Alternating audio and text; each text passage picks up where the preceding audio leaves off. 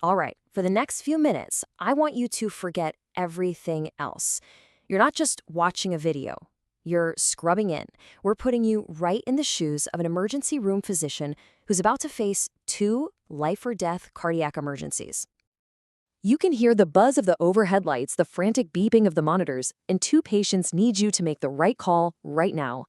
Their lives literally depend on you reading the signs and choosing the right path. So, let's see how you do.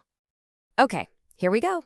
Your first patient is being rolled in by the paramedics, and the chief complaint is the one that gets every ER doctor's attention immediately: crushing chest pain. So this is the classic picture, right? A 56-year-old man. He's pale, he's sweating, he's clutching his chest. He tells you the pain feels like an elephant is sitting on him, and you can see it's radiating down his left arm. These symptoms started about 2 hours ago. You know you have to move fast. You immediately get an ECG and run his labs, and wow, the results tell a dramatic story. The ECG shows ST segment elevation. That is a huge red flag for a major heart attack that's happening as we speak. And that troponin level? It's 12. Just to put that in perspective, normal is less than 0.04, so 12 is a massive number, and it confirms there is significant heart muscle damage. His vitals are holding up for now, but you know that can change in a heartbeat. So this is it. This is the moment. You've got the data, you see the patient in front of you. What is your very next move? This decision is going to dictate the entire outcome. Take a second. What's the call, doctor? If you were thinking heart attack, you are absolutely right. To be specific, this is a STEMI, an ST segment elevation myocardial infarction. The best way to think about it is like this. One of the main pipes that supplies blood to the heart muscle is completely blocked. A part of his heart is literally dying from a lack of oxygen. And this is the correct call. First, you hit him with a 1-2 punch of antiplatelet meds, aspirin and clopidogrel, to stop that clot from getting any bigger. Then, and this is the most critical step, you get him on the phone to the cath lab for an urgent PCI. In this game, time is muscle, and you've got to get that blocked artery open, now. So why PCI? Well, because it's the absolute gold standard. A specialist is going to thread a tiny catheter up to the heart and physically reopen that artery with a balloon and a stent. The other option, thrombolysis, is what we call a clot-busting drug.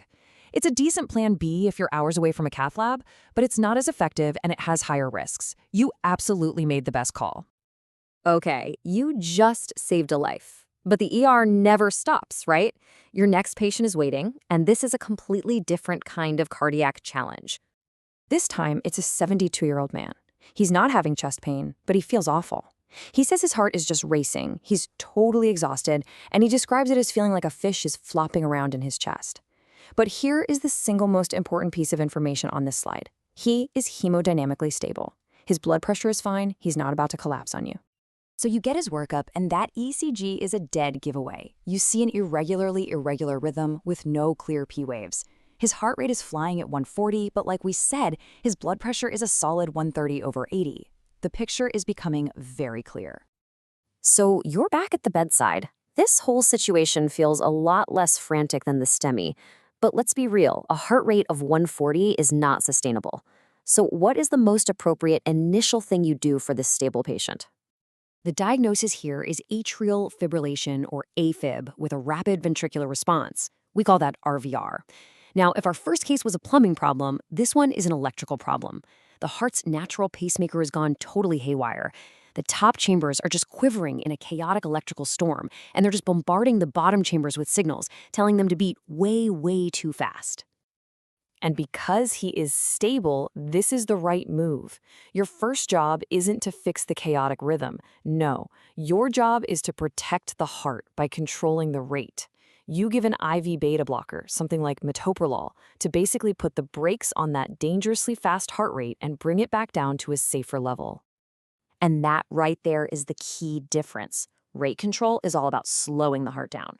Rhythm control, which is where you might shock the heart back into a normal pattern, that's for patients who are unstable, or maybe it's a step you take later on. For this stable patient, jumping straight to rhythm control would actually be too aggressive. You correctly chose to stabilize first by controlling the rate.